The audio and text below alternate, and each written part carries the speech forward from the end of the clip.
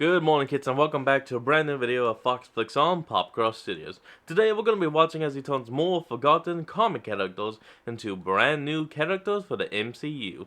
Now, I'll go ahead and say this. This is actually the second recording of it because my computer died on the first recording, but we had only just reached the second character, Elf with a Gun.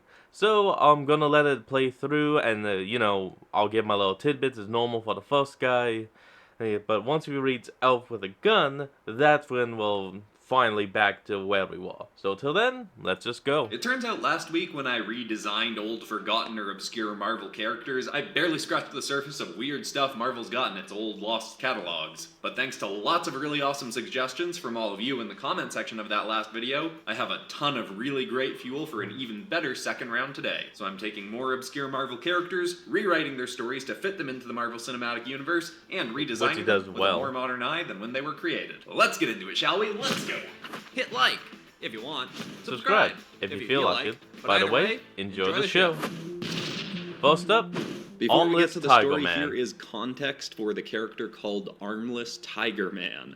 He was a villain created in 1941 who originally fought against a hero called the Angel, but not the modern-day one from the X-Men.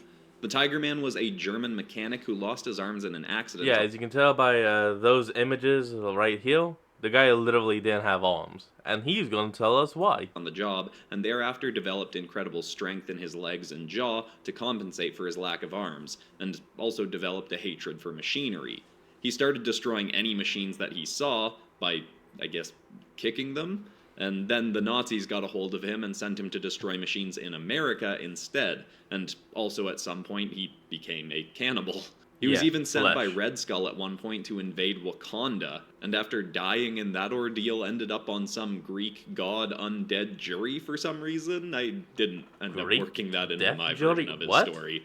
I figured an obvious setting for him would be during Captain America's time in World War II as a side adventure that we didn't get to see during the first Avenger. So here it is.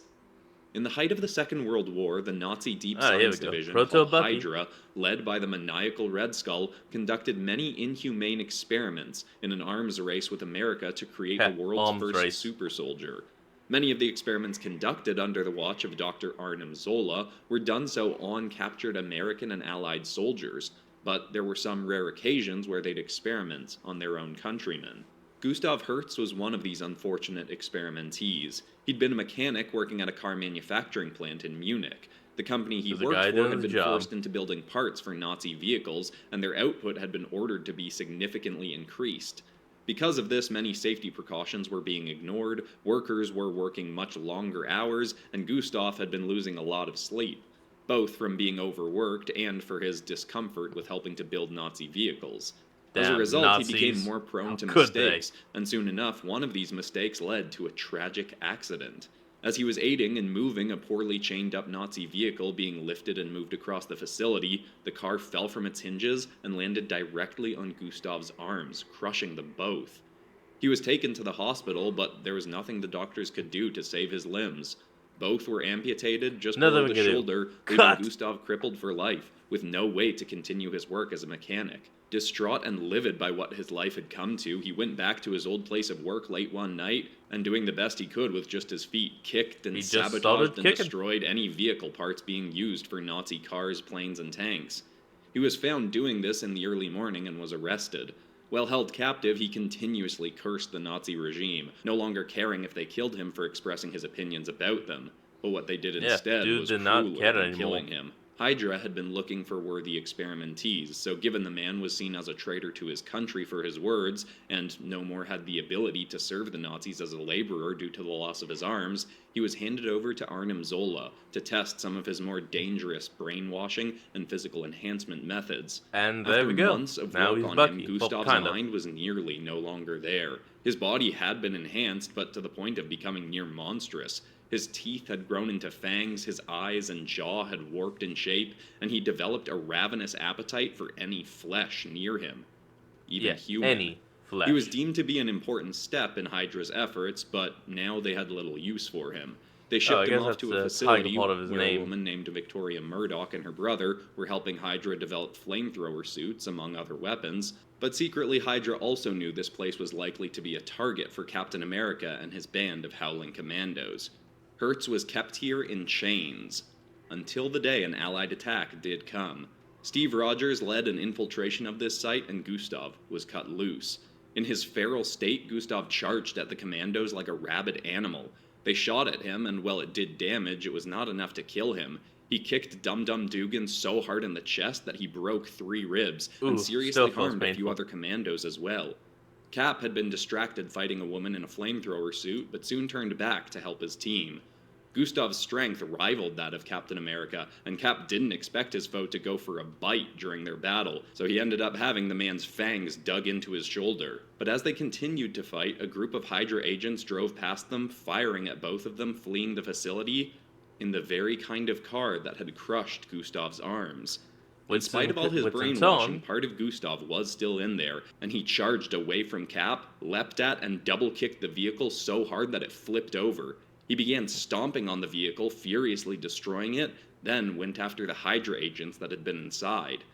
Cap even got a close look at the man and noticed that there was a tear dripping down his face as he did this. He knew with strength like what Gustav was showing, he had to be a Hydra experiment, and Cap couldn't help but feel sorry for him. He used his shield to knock Gustav out, and when the raid was over, brought him back to an Allied base with his legs bound. He then asked if any scientists who'd worked for Abraham Erskine, the man who gave Cap his powers before being shot by a Hydra agent, could take a look at the man and see if anything could be done to help him. It would take a few years, but Erskine's people did manage to reverse the effects of the brainwashing, and Gustav was able to tell them his story. By this point, Cap had gone under the ice, but the war was not yet over. With Gustav's incredible strength and desire for vengeance against the Nazi forces, he was offered a place alongside what was left of the Howling Commandos to go back into Germany and use the strength that they had given him against the Axis. Oh, that's a very In spite nice of his offer. German heritage and somewhat menacing appearance, Gustav would be embraced by the Allied troops and get to spend the last days of the war stomping out many of the most prominent manufacturing plants that built weapons and vehicles for the German forces. He'd even helped them thwart the plans of a rogue American weapons manufacturer who'd defected to Germany when her weapons were refused by the American army. But we'll get back to the asbestos lady later in the episode. Wait, the who? The asbestos lady? Oh boy, I wonder how long she lived for. Here is Now, hold on folks, before I actually get back to Elf with a Gun, we're going to take a small break. And we're finally back to Elf with a Gun. the context for Elf with a Gun, or Melf, who is not an elf like the Dark Elves from Thor the Dark World or something. Name? He just kind of looks like a regular Santa's elf, but, you know, with a gun. The original Elf with a Gun literally just murdered a bunch of random people, then was about to kill a kid, and was hit by a truck and died. Like, he never even fought any superheroes in his original run. He came near encountering some like the Hulk, but was literally just beaten by being hit by a truck. The creator of the character, Steve Gerber, apparently intended for the elf to originally just be a running gag with no proper origin or explanation, but it is also notable that a later version of the elf, not written by Steve Gerber, showed that his gun could actually shoot people through time, and that a bunch of elves with guns worked for a group called the Tribunal, though this was later revealed to not actually be confirmed as canonically true. The story arc where that happened was in a Defenders comic, back when the Defenders used to be Doctor Strange, Hulk, Silver Surfer, and Namor, but ignoring all of that, I decided to make him mainly a Hawkeye villain, because I just kind of felt like it, and I also tried to keep the character more in line with the original creator's mysterious vision. Kate Bishop was doing her best to carry on the heroic legacy of Hawkeye. It had been nearly a year since she'd met and worked alongside him to take out the big guy, Wilson Fisk, but there was still plenty of other crime running rampant in New York City. While tracking down a new branch of the Tracksuit Mafia, she reached a place that she'd gotten intel about, which was allegedly a base of theirs, only to find that everyone inside was already dead, and for some reason there were dozens of ducks running around the site. Bishop looked around for evidence of what had happened, or for any survivors, but saw nothing. Though she did soon hear something. Whistling. Someone was whistling the song Grandma Got Run Over by a Reindeer. Bishop turned a Interesting corner with her choice. bow ready to see that down a hall, wiping blood off of a revolver, was what looked like one of Santa's elves. He looked at her with a menacing grin and said, Sorry I didn't save you any. She demanded to know who he was, but he just replied. Ask your buddy Barton and tell him hi for me. She loosed a putty arrow at him to try and Okay. trap him, but as if he just vanished into thin air, the arrow missed and he was gone. Surprised and confused, Kate gone. did end up asking the original Hawkeye who this guy was. She was going to his family's place for a Christmas meal anyway, so soon after arriving, she asked what he knew about some elf with a gun. Immediately, Barton just groaned and slammed his head on the table. Kate told him what she'd seen, and Barton then told her about his own encounters with the infuriating little elf during his years as Ronin. In the 5 years after Ronin? Thanos snapped away half of all life, Samurai before Tom. the Avengers managed to bring everyone back, Hawkeye had become a more lethal vigilante called Ronin, who wasn't shy about executing any criminals he hunted. Ah, And that's why. apparently, every year during the blip, around Christmas, Barton would start spotting this elf with a gun in various versions of an elf outfit. Sometimes looking like a cheap Mall Santa's buddy with a revolver, and sometimes looking like a proper supervillain with a more futuristic weapon to match. But always okay, in the that's kinda theme cool. of being an elf with a gun. He'd only ever see the elf just as or just after he'd killed somebody. Sometimes it'd be a criminal, and sometimes just an innocent bystander. There seemed to be well, no motive or that's reason evil. behind the killings, but the elf just got a kick out of watching Hawkeye squirm to try and catch or kill him. Hawkeye was convinced makes this guy sense. was just a sadistic little person with a talent for special effects and trickery, but weird things would always happen when he showed up, like light shows spontaneously starting, or a giant snake appearing then disappearing, or, like Kate had seen, a bunch of ducks just showing up out of nowhere. Just a Hawkeye bunch of had baby once gotten ducks. the elf to stick around long enough to claim that he was an intergalactic entity named Melf, sent by a being called the Living Tribunal to execute people that were risks to Earth's long-term good. But Hawkeye was pretty sure the elf was just messing with him. Barton thought gotta he'd be finally smoking taken something. care of the elf as he once tricked the being into walking into a street without looking as a truck was coming. Barton had watched with his own eyes as the little man got struck by the vehicle point blank. But he didn't ever actually see a body, so he could never be sure. And it seemed like now there was proof that the elf was not dead. Yeah, of Just course as Barton not. finished this story, there was a clang on the window. They both looked over to see the elf rattling his gun against the glass, saying, You can't get rid of me that easily, Barton. Merry Christmas, and I'll see you next year. Both Hawkeyes Oh ran my to grab God. the man, but as soon as they stepped outside, once again, he was Gone. gone, with just his fading whistling to be heard. They wouldn't hear from the elf with a gun again that year, but it certainly was not the last time he'd show up to razzle and confuse the irritated archers. Okay, I'm gonna go ahead and say it. I love the elf with a gun. I love this reboot. That is good. That's good. Top of the list for this episode. Next up, Ooh, next up is an ad. We'll be right back. And we're back with some Shrek-looking ripoff. is Hag, but not the Asgardian character of the same name. This guy is an alien who showed up in Tales of Suspense in Who is this guy? 1962 and came to Earth to hunt humans. He shows up, tells some random hunter to go inform people that he'll be hunting humans by basically just beaming them onto his ship, and then goes about doing that. Various world leaders send their forces to try and shoot his ship down, but it has a force field nothing. on it, which was probably a novel concept in the early 60s, so the way they ended up beating him was by trapping his ship in a giant net. He has no direct come on Avengers now. or superhero affiliations from what I saw, so I decided to make him an Ant-Man villain in the following story. After his ordeal facing off against Kang in the Quantum Realm, Scott Lang would have been content to just relax for a while, continue doing book readings of his memoir, Look Out for the Little Guy, recording his podcast, Big Me, Little Me, and spending time with his family and friends. But trouble always seems to have a way of finding Ant-Man. Trouble finds One day, everyone. as he was simply walking to his front door, a yellow light lit up the air around him. In a blink, he suddenly found himself transported into a massive silver room, lined with dozens of cages, inside of which were various alien life forms and creatures. Lang's immediate damn. concern was that he was going to get probed, so he flicked a button on to activate his Ant-Man suit, covering over his body, and he was about ready to shrink down. But Ooh. soon felt like he already had. An 11-foot-tall, burly green alien marched into the room. He stated, I am the great intergalactic hunter, Hag. to which Ant-Man replied, Hag. Okay. Hi, Hag. This angered the alien significantly, who then said, My name is not Hag, you insolent wretch, it is Hag. Scott continued Well, what to up, not hear Hag? the difference and just further enraged the alien, who eventually carried on to say that he had come to Earth to hunt humans and make many specimens of them part of his collection. He had a rivalry Not with a gonna being happen. known as the Collector, who was still in the process of rebuilding his own collection of creatures and artifacts after his home had been largely destroyed by Thanos. Ha'ag intended to capture many humans, but he felt it respectable to warn humanity of his mission. In researching Earth, for whom their leader must be, he'd come across the audiobook version of Look Out for the Little Guy, and had thereafter gotten a stream of Ant-Man's podcast. From there, he'd ascertained that Ant-Man was responsible for saving his planet and the many beings across the galaxy that had been snapped away by Thanos. Ah, yes, He deemed the this blip. meant Ant-Man was likely the leader of Earth, hence beaming him onto his ship so that Ant-Man could then inform the world of what was to come.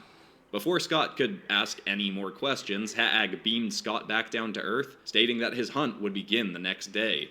Scott had no idea better call in what the to guys. do or who to tell. He talked to Wasp and Hank Pym and his daughter about it, but wasn't sure how to get the information across to the whole world about what Ha'ag intended to do. He was pretty sure Call S.H.I.E.L.D. the wasn't a Avengers. thing anymore, but he did have Nick Fury's number, who was now running Oh, there you go. Saber.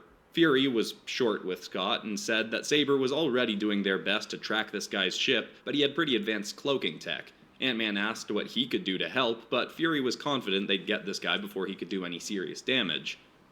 Unfortunately, Fury was a little Nope. bit off on that. Ha'ag's ship could get across the globe in minutes, and he started beaming people onto his ship in very public, open places around the world, so everybody Very public, quickly knew very about it open. without Scott having to say anything. He'd even bellow from speakers on his ship to the people, Feeble humans, you are now merely playthings of the great and powerful hunter, Hag. Various governments managed to scramble jets Good and luck. ships fast enough to try and shoot him down, but along with powerful cloaking tech, he also had very high-powered shields, strong enough to block any blows directed at him. Saber was getting nowhere trying to catch this guy, and conveniently all the other Avengers who could handle this quickly, like Doctor Strange, Captain Marvel, Thor, were all busy not being contracted for this story, so Ant-Man had to come up with a plan himself. He realized that if they couldn't shoot down his No, hold on. That's actually a little funny. It's like, we need you guys' help for this. Sorry, we're not being paid for this job, so we can't help you. Oh, come on. Nope, that's the rule. You... Alright, fine. ship, they'd just have to drag it down. Ant-Man had figured that this guy was pretty insecure and easily irritated, and that he had access to Ant-Man's podcast, so he promptly released an episode and spent the whole time ripping on the guy, calling him Hag and saying that he wasn't even a real hunter, just some guy who beams innocent people onto his ship. Ant-Man, Wasp, and Lang's daughter Oh, all here we suited go. up soon after, and waited for Ha'ag to come for him. Exactly as expected, the prideful alien came back to Lang's area to beam him on board. Lang was waiting outside in a field near his home, and the ship soon promptly appeared above him. Before he could beam Scotty up, though, Wasp flew above the ship, hurled a small net, but tossed a growth disc onto it, making it expand rapidly to be big enough to cover his entire vessel. Ant-Man and Success. his daughter both grew as large as they could on the ground, grabbed the ends of the net, and pulled the ship down to Earth. Ha'ag tried to get the ship to fly That's how you away, do it. but it was no good. He was pinned. He soon after came out of his ship and claimed that he'd now defeat Ant-Man in hand-to-hand combat to prove his worth as a hunter. The hulking alien leapt towards Ant-Man's leg, but in his giant man form, he just swatted the guy down into the dirt. SWAT. Despite his large stature and muscular build, one hit was apparently Gigantic all it bit took. slap, slap. Ha'ag didn't get back up after that and just mumbled. You have defeated me. According to intergalactic law, I must obey you. He was then taken away to the raft, That's and it? once again, Ant-Man and his Okay. family had saved the day. Plus, Scott felt he finally had enough material to start work on his second book. Oh, well, there you go, yeah. How I saved the world from an alien called Hag. He's gonna buy the book, but he's still gonna be pissed about it. Finally, for this episode, we are here we coming go. back around to Asbestos Lady, another World War II era Marvel character who was a villain to the Human Torch originally, but not the Fantastic Four's Human Torch. There is a Human Torch in Marvel Comics who predates Johnny Storm by 2 decades, who we saw a very brief reference to in the first Avengers movie at the Stark Expo, but who hasn't actually shown up as a character in the MCU. You know what? Anyway, I didn't know that. Asbestos Lady is a character who was made in a time when it wasn't known by people that asbestos caused cancer, but it was known that it was a heavily fire-resistant material, so she'd wear this suit and be immune to getting burned by the Human Torch. While I haven't made her a Human Torch villain, I have taken a bunch of elements from her original story and crafted them into a new Captain America-era villain. Victoria Murdoch and her brother Carl had had very wealthy parents, but since their parents had died, their money was running out, and they were desperate to create more wealth for themselves. I feel like I know that name. With the Second World War in full swing, they were attempting to create a new weapons manufacturing company with some new kind of weapon that the army wouldn't be able to refuse. They'd brought in an expert in asbestos science named Fred Raymond, who had posited that a completely fireproof suit could be made from the once thought to be miraculous material.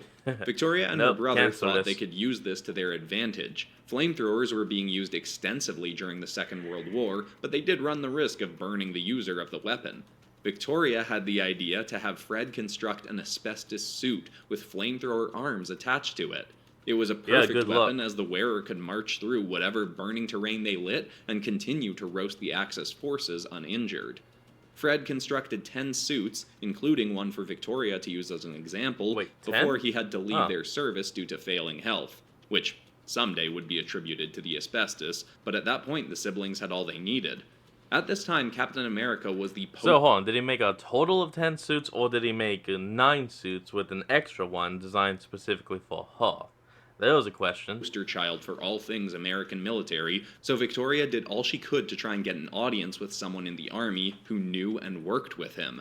They thought if they could get one of their suits onto a Howling Commando, the publicity would be massive, and people would demand that every troop of the army have a soldier wearing their weapon. Through incredible perseverance and flaunting her feminine charms, Victoria was able to get a meeting with the genius inventor and friend to Captain America, Howard Stark.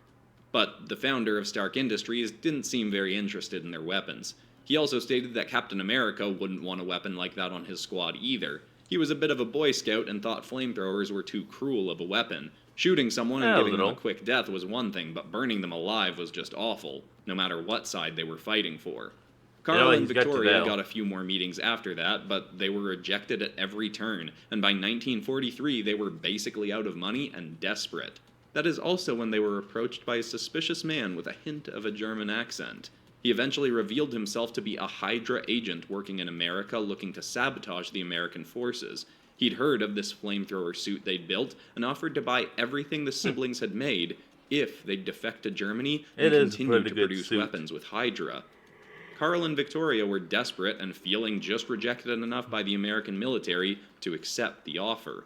They were smuggled with their suits out of America to a German Hydra base, the very one where Gustav Hertz was chained up. They'd continue to build weapons here and become indoctrinated into Hydra's philosophies, so when Captain America and his Howling Commandos did show up to destroy the facility, Victoria would proudly don her version of the flamethrower asbestos-lined suit and charge out into battle against him. She'd cause enough of a distraction for him to not notice at first as his allies were attacked by the brainwashed Gustav Hertz, but eventually she'd see that she was outmatched and retreat to fight another day. Her brother would be captured and tried for treason, but Victoria would continue to help develop weapons and come face to face with the commandos on many more occasions, multiple times having her facilities and work destroyed by them. She would always manage to escape, though, and even as the war ended, she'd continued to work underground for Hydra operations. Until the day she developed cancer from the frequent inhalation of asbestos. She'd be put on ice by Hydra operatives under the promise that someday they'd find a way to heal her, but for the time being, she remains forgotten in an underground Hydra lab, someday to possibly be revived, but for now existing in limbo, racked with dreams of guilt over selling out her morals and country just to make a buck. You sold out your country, and now you're being pretty much just frozen for life. Yeah, you're never getting out. Not a bad villain, though. Not bad. bottom If you of the enjoyed list. this, you might want to check out the previous episode in this series where I used characters like the Wall and did the same thing with them. Or you might like something like my Spider-Man villains turned into Spider-Man episodes. Got 2 of those on this channel. Also, I'm thinking Those if this were gets pretty another good. round, I might go for DC characters next. Maybe even specifically Batman characters, because I got a lot of great suggestions for weird old Batman villains. Oh, But like I'm also open to Condiment more King? suggestions in the comments. And besides that, that's all for today, except of course for ending this video on some kind of Positive positive or uplifting inspiring note. note. And the thought I want to leave people with today is actually a concept I was reminded about by Alex Lennon, whose videos I researched in studying for this topic. And he talked about how deadlines are actually really important for creative output, because having too much time to work on a project can actually hold you back. If you have tons of time or even no limit right on about the amount of that. time you can work on something, you can end up just keep starting over, thinking something's not good enough. But when you have deadlines, you know you have to get to a finished project by a certain point. I personally haven't had art block in about 5 years since I started this channel, because the whole time I've been congrats. running Popcroft Studios, I've had deadlines that I had to meet. So even when I felt unmotivated, I just pushed through it and often would still end up making something pretty cool. I hope that's inspiring. I love you all. Monday's episode is going to have one new story and drawing at the beginning of it, but the majority of the episode will be a compilation of my previous Dinosaurs as Demons episodes. Did that so I can take a few days off okay, around that's what Christmas, that then is. we'll be back to normal the following Friday. But I hope you all have a Merry Christmas or Happy Holidays, and I'll see you next week. Goodbye. And folks, with that, that's going to be the end of today's video. I hope you all enjoyed this. Remember to like, comment, and subscribe for more. Link to the original will be in the description below, and I'll see you folks next time when we flick on. Peace out.